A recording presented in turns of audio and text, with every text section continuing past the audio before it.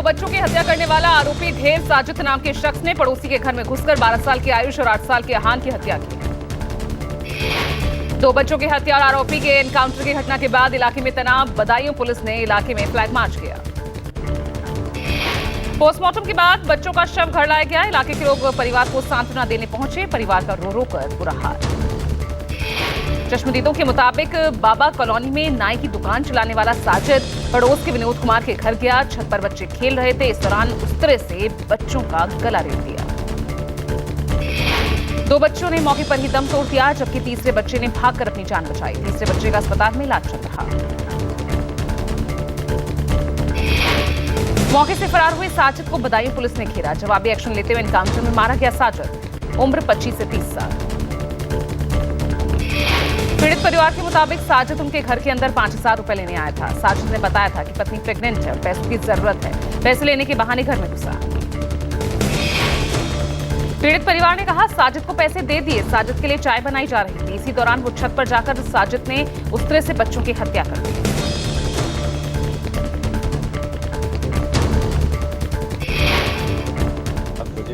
ऐसा बताया गया है कि वो सीढ़ियों से घर में आया और ऊपर छत पे सीधा चला गया। जाकर के वहां उसने जो दोनों बच्चे खेल रहे थे उन पे आक्रमण किया और दोनों बच्चों की हत्या कर दी। और वहां से फिर नीचे निकल के आया और जब वो जाने लगा तो भीड़ ने उसको पकड़ने की कोशिश की, लेकिन भीड़ से निकल के वो। पीड़ित परिवार का कहना है कि साजिद और जावेद दोनों भाई उनके घर आए थे। हत्या के वक्त जावेद बाहर बाइक लेकर खड़ा था। पुलिस ने एफआईआर में जावेद का नाम भी शामिल किया। पीड़ित परिवार ने कहा साजिद और जावेद ने हत्या के बाद भागते हुए कहा कि आज अपना काम पूरा कर लिया है। साजिद के एनकाउंटर के बाद यूपी में सियासत शुरू। बीजेपी पर सपा ने सवाल खड़े किए। पोस्ट में समाजवादी पार्टी ने लिखा बीजेपी सांप्रदायिक तनाव खड़ा करना चाहती है। समाजवादी पार्टी ने लिखा बीजेपी जनता के असल मुद्दों से हार चुकी है, तो धार्मिक विवाद, धार्मिक लड़ाई ही भाजपा का आखिरी हथियार है। बदायूं कांड पर केंद्रीय मंत्री गिरिराज सिंह ने कहा यूपी में जो भी कानून हाथ में लेगा बख्शा नहीं जाएगा। साजिद ने कानून हाथ में लेने की कोशिश की थी।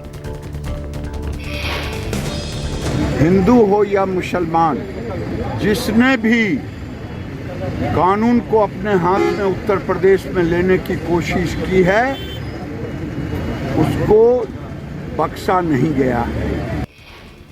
लोकसभा चुनाव को लेकर बीजेपी में प्रत्याशियों के नाम पर मंथन जारी है। जल्द आ सकती है बीजेपी की तीसरी लिस्ट।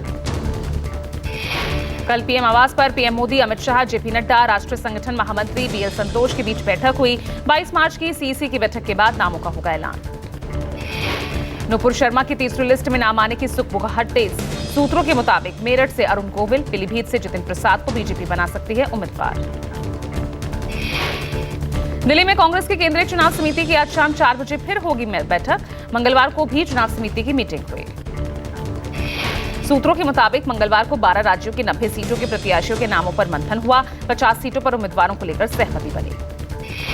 पार्टी अध्यक्ष खड़गे और सोनिया गांधी की मौजूदगी में बंगाल की 8, कर्नाटक की 14, तेलंगाना की 7 लोकसभा सीटों पर मुहर लगी।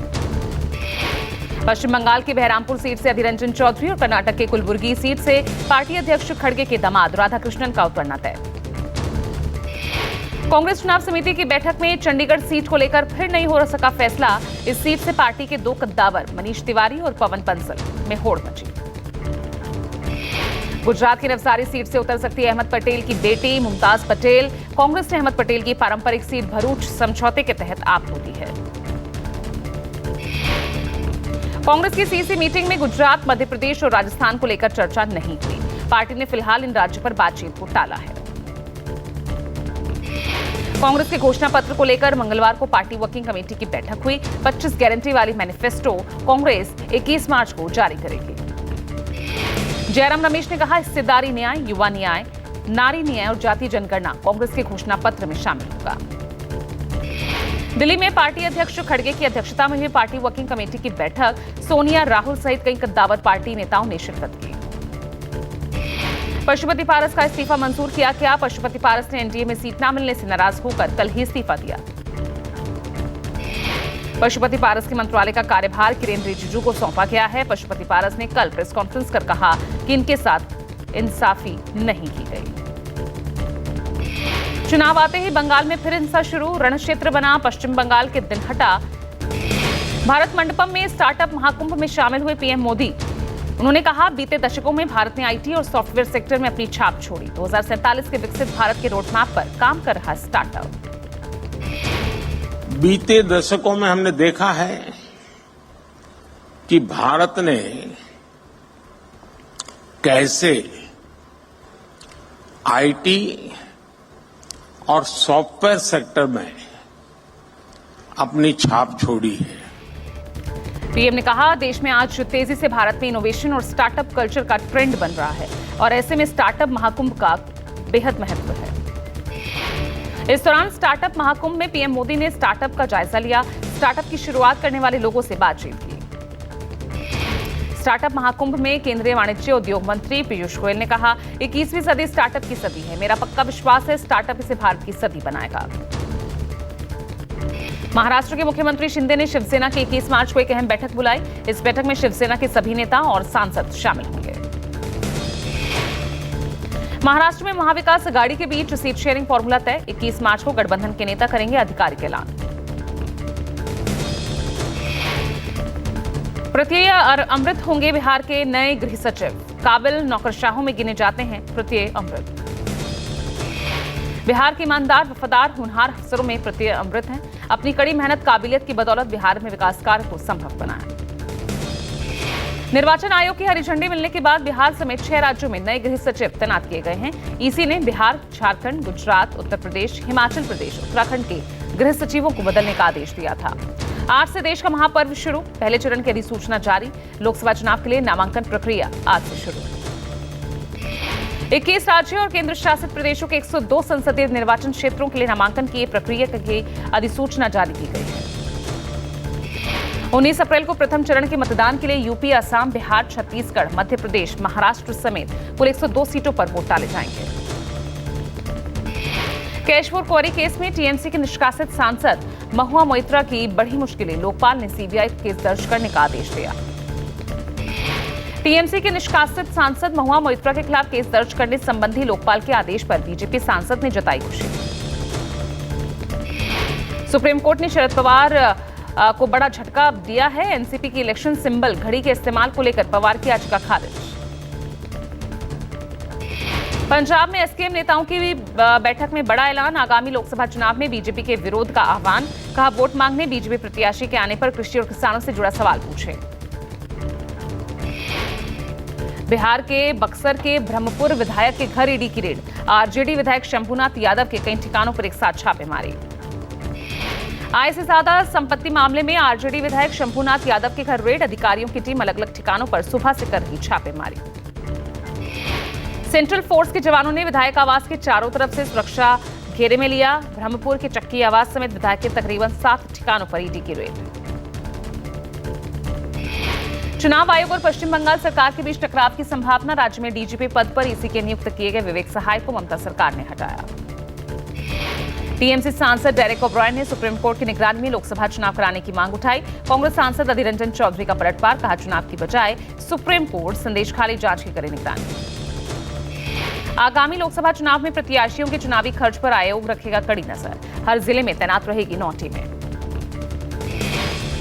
चुनाव आयोग ने मीडिया कर्मियों को दी बड़ी सौगात। अब चुनाव ड्यूटी में लगे पत्रकार भी कर सकेंगे पोस्टल बैलेट से वोट। हालांकि जिन मीडिया कर्मियों को चुनाव आयोग की तरफ से जारी पास होंगे वो ही पोस्टल बैलेट का इस्तेमाल कर पाएंगे। लोकसभा चुनाव की वजह से यूपीएससी ने 26 मई को होने वाली सिविल सेवा प्रारंभिक परीक्षा को टाल दिया है। 16 जून को होगी यूपीएससी पीटी की परीक्षा। उत्तराखंड में आगामी लोकसभा चुनाव को लेकर आचार संहिता सख्ती से लागू करने का आदेश। डीजीपी अभिनव कुमार ने पुलिस अधिकारियों को निर्देश दिए। उत्तराखंड में आचार संहिता के उल्लंघन पर न केवल दोषियों के खिलाफ होगी कार्रवाई, बल्कि उस क्षेत्र के पुलिस स्टेशन के संबंधित अधिकारी कर्मचारी की भी जवाबदेही तय होगी। मिजोरम में आगामी लोकसभा चुनाव की तैयारियों के लिए अधिकारियों ने कसी कमर। आइजोल की डिप्टी कमिश्नर ने चुनाव तैयारियों को लेकर प्रेस कॉन्फ्रेंस की। आचार संहिता लागू होते ही एक्शन में गोवा प्रशासन। 2000 से ज्यादा बैनर्स निकाले गए। मॉडल कोड ऑफ कंडक्ट के उल्लंघन की भी चेकिंग जारी। गोवा में 863 चुनाव केंद्र। उत्तरी गोवा कलेक्टर ने कहा, आचार संहिता के उल्लंघन की लोग ऑनलाइन भी शिकायत करा सकते हैं दर्ज। हमारी टीम तैयार। आयकर विभाग की 105 करोड़ की वसूली संबंधी नोटिस के खिलाफ हाईकोर्ट पहुंची कांग्रेस पार्टी। हाईकोर्ट 13 मार्च को कुछ त्रुटि की वजह से याचिका को खारिज कर दिया गया था। कांग्रेस नेता कार्ति चिदंबरम की बड़ी मुश्किलें। चीनी वीजा से जुड़े मनी लॉन्ड्रिंग केस में राउस एवेन्यू कोर्ट ने आरोपी के तौर पर समन जारी किया। इलाहाबाद हाई कोर्ट में मथुरा के श्रीकृष्ण जन्मभूमि ईदगाह विवाद में अहम सुनवाई। सुप्रीम कोर्ट की वकील तस्नीम अहमदी ने सूट नंबर 7 को लेकर दशकों बाद मस्जिद पर सवाल उठाए जाने को चुनौती दी। सुप्रीम कोर्ट से श्रीकृष्ण जन्मभूमि ईदगाह विवाद में मुस्लिम पक्ष को झटका लगा। मंगलवार को मुस्लिम पक्ष की याचिका खारिज। इलाहाबाद हाईकोर्ट में आज पूर्व मंत्री अमरमणि त्रिपाठी के क्रिमिनल रिकॉर्ड की जानकारी पेश की जाएगी। संपत्ति कुर्की के खिलाफ अमरमणि की दायर याचिका पर सुनवाई करते हुए कोर्ट ने योगी सरकार से डिटेल मांगी थी।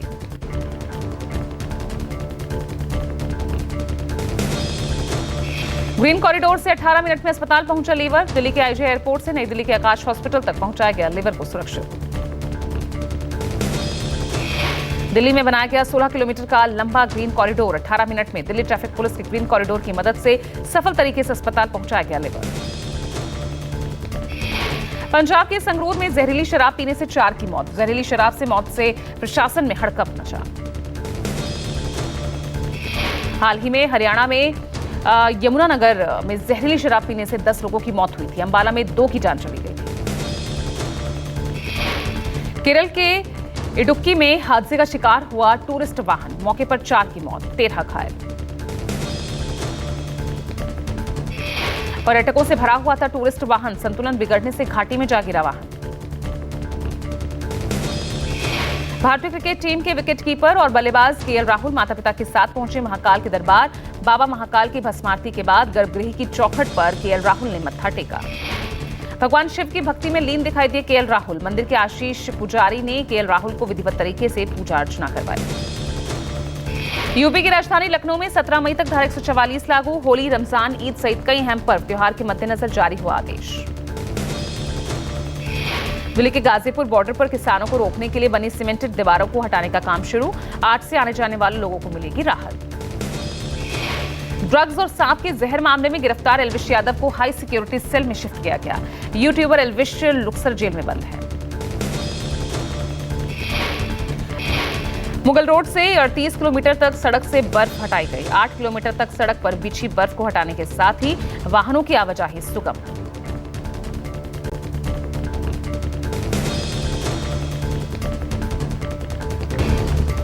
एक अमेरिकी सांसद बेन कार्टर ने सीए को लेकर जहर उगला। कहा, रमजान के महीने में सीए लागू होने से भारतीय मुस्लिमों की चिंता। कार्टर ने कानून को भेदभावपूर्ण बताया। पाकिस्तान के राष्ट्रपति आसिफ अली जरदारी की छोटी बेटी आसिफा अली जरदारी की सियासत में एंट्री। सिंध से नेशनल असेंबली सीट पर हो रहे उपचुनाव के लिए दाखिल किया पर्चा। हांगकांग में नया राष्ट्रीय सुरक्षा कानून पारित। सरकार के खिलाफ असहमति जताने पर होगी कड़ी सजा। ताइवान के जल क्षेत्र में चीनी जहाजों ने घुसपैठ की। अपनी सीमा में चीनी जहाजों के घुसने पर ताइवान ने दी चुनौती।